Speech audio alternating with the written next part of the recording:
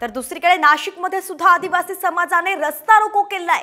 मुंबई नाशिक महामार्ग त्यांनी रोखला आहे आणि आरक्षणाच्या मुद्द्यावरती आदिवासी संघटना आक्रमक झाल्याचं सध्या नाशिकमधून कळतंय।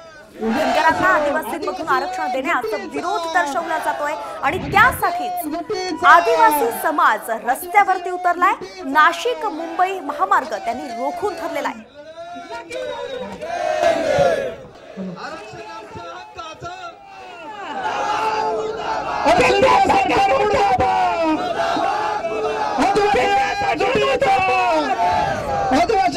दखल घेतली नाही।